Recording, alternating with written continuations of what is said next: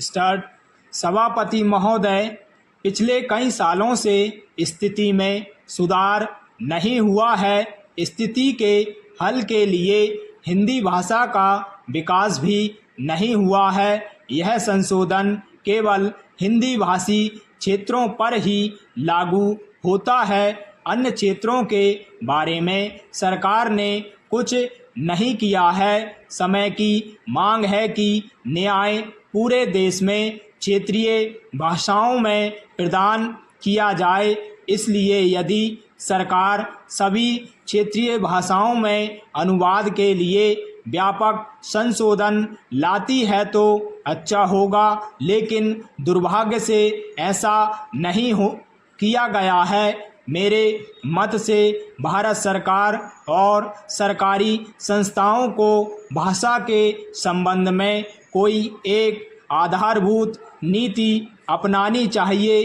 कोई भी भाषा उन लोगों पर थोपी ना जाए जो उस भाषा को ग्रहण करने के लिए अभी तैयार नहीं है। भाषा तथा भाषा के बीच किसी प्रकार का भेदभाव नहीं होना चाहिए। भाषा के संबंध में कोई अनिवार्यता नहीं होनी चाहिए। विभिन्न भाषाई लोगों के मध्य अनावश्यक बाधाएं ना हों। त्रिभाषा सिद्धांत सर्वसम्मति से स्वीकार किया गया था। दुर्भाग्य से संसद द्वारा दिए गए वचन को कार्य रूप में लागू नहीं किया गया। इससे कठिनाइयां उत्पन्न हुई। आज भी हिंदी भाषी क्षेत्रों के हमारे मित्रों ने दक्षिण की भाषाओं को नहीं सीखा है। मुझे मालूम है कि आखिरकार हिंदी राष्ट्र की भाषा होगी, इसका कोई विकल्प नहीं है, लेकिन साथ ही अंग्रेजी को भी बने रहना है। हमें आने वाली लंबी अवधि तक अंग्रेजी को राजभाषा के रूप में स्वीकार करना है। हमारे जैसे बड़े राष्ट्र में 2 राजभाषाएं हो सकती हैं। इसके साथ हमें क्षेत्रीय भाषाओं का विकास करना चाहिए। वे क्षेत्रीय भाषाएं हैं, किंतु हमने उन्हें राष्ट्रीय भाषाओं के रूप में उनके महत्व के कारण स्वीकार किया है। आज हम अधिक से अधिक संकुचित और संकीर्ण विचारधारा वाले बन रहे हैं। भाषा तो केवल बातचीत का एक माध्यम है। भाषा लोगों के लिए है, लोग भाषा के लिए नहीं बने। अतः भाषा के प्रश्न को प्रतिष्ठा का प्रश्न नहीं बनाया जाना चाहिए।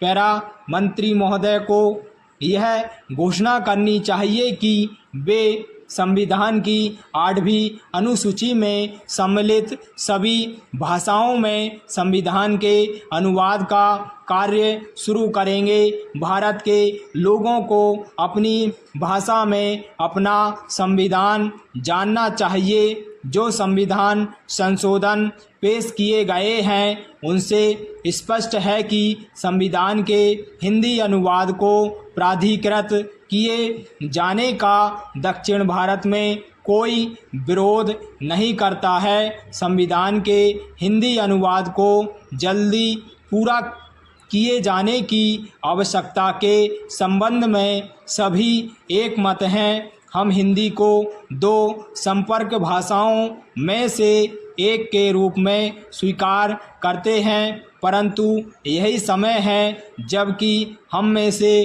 प्रत्येक को आत्मनिरीक्षण करना चाहिए। हिंदी की संस्थाएं उतनी हिंदी पुस्तकों का प्रकाशन नहीं कर रही हैं जितना उन्हें करना चाहिए। मेरा कहना है कि सरकार की उदासीनता के कारण ही हिंदी को व्यावहारिक उपयोग में उचित मान्यता नहीं दी गई है।